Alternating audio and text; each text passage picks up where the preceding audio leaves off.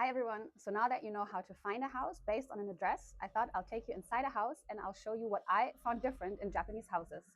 We'll talk about the entrance, the kitchen, the bathroom, and a few other things that I found interesting when I first moved to Japan. All right, so the first thing I noticed about Japanese houses is actually the entrance area and how that's different. You can see how the tiles from outside are the same on the inside for a little bit. And this part that is covered with tiles is called the genkan area. It is usually right behind the door or in front of the door, depending on where you look at it. And it's an entrance area where you're supposed to take off your shoes and slip into other shoes or continue barefoot or on socks. Because in Japan, there's a big emphasis on separating dirt and cleanliness. So hygiene is very important. And as you saw, unfortunately, at my door, a lot of dirt from outside. And to make sure you don't bring that into the house, you leave your shoes at the entrance area, you slip into your slippers, and then you always try, of course, to put your shoes so that you can later on easily leave. And this is what it looks like from the other side. So you can see there's these tiles, which are the same as outside. And the genkan, as I said, is there to separate the dirt from the cleanliness inside the house.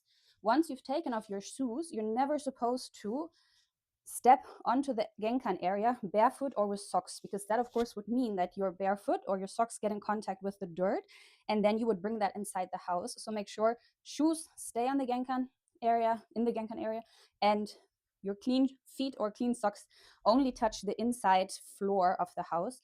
And in this house, you can see that there's a small step up. So from here up here, there's a step which is about, I don't know, 15, 20 centimeters high. In some areas, you only have a sort of line separating the two different floor types. So a way to see that there is a genkan area is always a difference in floor material. So anywhere you go, look out for different floorings, because that's going to give you an indication of whether you're supposed to take off your shoes or not. And it might save you some embarrassing moments, which I've definitely had, by not noticing where to take my shoes off. Another part about the genkan is that you have usually shoe boards right next to the genkan area, which of course helps to keep the dirt in one area and to not bring it inside the house. Ours is currently full with a lot of other things than shoes, but usually it's an area for shoes. Sometimes they're covered like cupboards. And again, that's where you can leave your shoes to make sure you don't bring the dirt from outside into the house. So this is the genkan area. Then moving on to the kitchen, of course, in Japan, especially in Tokyo, a lot of apartments are very small. So also the kitchen area might be very small, and it can be a small kitchenette just like here. And let's look at the things that we notice when we get here. So first thing I notice is there's very minimal space to work, right? For chopping, for placing things, etc. It's a very small space only available. Then also when you look at the stove, there's only 2 plates. I grew up with 4 plates at home, and for some reason I thought, right, that's how it is everywhere. But of course, to save space, you have the chance to only put 2 plates. I've also seen places with 3, for example. But yeah, definitely smaller stoves than in other places. Something else that you will notice when you look at the stove is that there's no oven. So in a lot of Japanese houses, they don't have an oven. However, they will have maybe a microwave, which has an oven function. So here you can see, no, hold on, this is the oven function, which works quite well, actually. We've baked cookies and bread in that oven, so it's not bad. It's a microwave and an oven in one. And sometimes you can also find that underneath the stove so that it's a more integrated setup. Another thing in our first apartment was that the height was very low. So I'm 176, and of course, a lot of Japanese people are smaller. And so my back was killing me during the first years in Japan. And it's something I would definitely recommend everyone to pay attention to, is how high is the kitchen workspace. Like if you're selecting a house, it's something to think about for the sake of your back and not having too much back pain. And then another thing that's somewhat different is the sink, because the drain looks like this. So you can lift this. Here we put a little net to catch all the nasty things so they don't go into the drain. But what's interesting is that there's no plug. So you can't really keep water in here, which is maybe good because in the heat in the summer, that wouldn't be what you want if you wanted to forget it.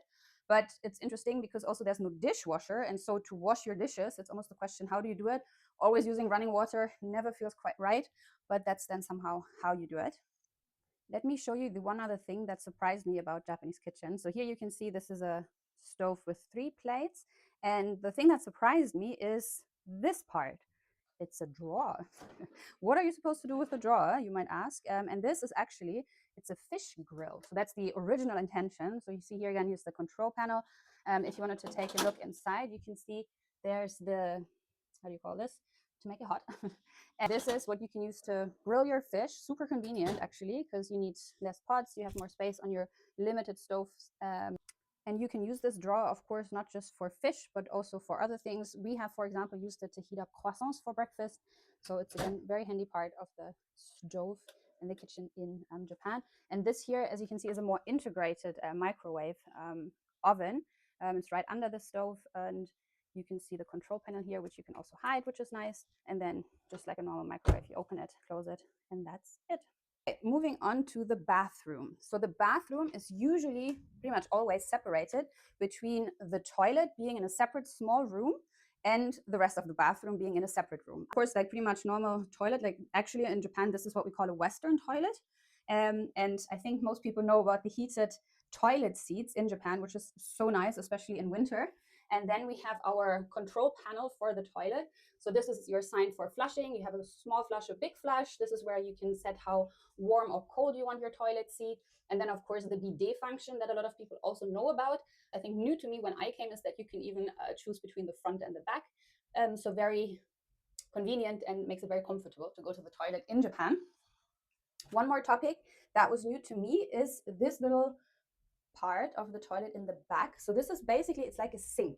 If you flush the toilet, let me do it here for now, you can see how there's water coming out. So this is basically fresh water coming out of this little tab, and you can use that to wash your hands, and then the dirty water will go into the, how can I say, container, and that will be the water that's then used to flush the toilet. So it seems very smart because you're using fresh water to wash your hands, dirty water will be used to flush the toilet. So it seems quite economical and making good use of the water. And you find that especially like in small houses, right? So that you don't need space for an extra sink somewhere. So it's good for the environment and saving space. And that was definitely new to me in Japan as well when it comes to the toilets. Next up, we have the bathroom. So as I said, this is a separate room from the toilet. And what you will notice in the bathroom, hi, by the way, is that the bathroom is also separated into two different rooms. And the first room is sometimes called the dressing room or maybe the powder room. And this is also a dry room. So of course you have the sink here where you can brush your teeth and all of that, but it's basically dry because all of the wet things, the shower and the bath, happen in the wet room. And this is, as you can see, separated with a door to make sure the water doesn't come on this side of the bathroom. And when I first showed my little brother the bathroom in Japan, he was asking, like, was the mechanic, were they drunk? Because as you can see, the shower is not placed in the middle of the tub, as you might know it from other places or how it's sometimes in Germany. But the idea here is that you can take a shower by just standing in this area. So you would, of course, you would close the door and then you're inside and you can be out here. You take your shower, and then in Japan, it's quite customary that you have a warm bathtub ready, but you clean yourself before, and then you go into the hot water just to relax, just to enjoy. And because everyone got really clean before, the tap water, the bathtub water, not tap water, the tub water will be shared within a family. And you have noticed this thing here in the dry room. We're keeping it here for now, but this is actually, it's a cover for the bathtub. So you can put that on top of the bathtub so that it will keep the water warm and everyone can enjoy it one after another. After, as I said, everyone got really nice and clean and is then able to get into the water without bringing any dirt in. For me, it was also new to always have a mirror there for when you're showering. And something that you will find in the onsen is that often they will have a little stool in here and this little cup so that you can pour water over yourself, like you can sit to wash yourself. So it's a big culture, the bath culture. And I'll talk about onsens and everything you need to know about that in a later video. But for now, this is bathrooms in Japan for you. Something I forgot to mention is the control panel. So this is actually in the kitchen, if you can see. This is in the kitchen, but this is for your bathroom. So this is connected, like this little control panel needs to be switched on so that your water gets warm. But you could also actually, you could start your bath from here. And then once you come into the bath after cooking, the bath would be ready for you. You can see this little control panel is also here. You can set the temperature. It tells you what time it is. And then, for example, if you want to take a bath, this is the button you click, the ofuro button, and then the water will come out here. And a really nice functionality of some bathtubs is that they reheat the water. So when you're in there, and if you're taking the bath for a really long time, It's going to make sure that your water stays warm by, in a certain frequency, adding hot water to your bath so that you don't have to do that on your own, which is very comfortable and very nice. Among a few other things that I've noticed in Japanese houses is, of course, the heating and the cooling system. So you will find an air conditioning in almost every room, but they are not just there to cool things down in the summer, but it's also for heating in the winter. So this is the heating system, is to have basically hot air blowing out of these. It works, but it feels less effective than other places. And as everything, you can see this is the remote control. It has a gazillion of buttons with different functionalities to divide where the wind is blowing, to take out humidity, to make it cooler, to make it hot, with a timer and all the things that you would like to have in your air conditioning. Yeah, this is another part that was different for me when I moved to Japan and looked at housing, that there's air conditioning instead of other heating systems, but it's definitely nice for the summer and the cooling aspect. And of course, like in every household, you have to do some laundry at the end of the day, or of course any other time of day, but for us it's at the end of the day when it's dark. And the funny thing about doing your laundry in Japan is the following. I basically get to do my laundry under the light of the Tokyo Tower that you can see there, because in Japan, this is not just craziness on our balcony, but often you find the washing machine on the balcony. And yeah, this is actually where you really do your laundry. I can't really tell you why. It's a little bit hard to see, but down there, that balcony also has the washing machine outside, and also drying your laundry on the balcony is fairly common. You can see it all around Tokyo. And always nice to have the Tokyo Tower inside when you're doing some chores.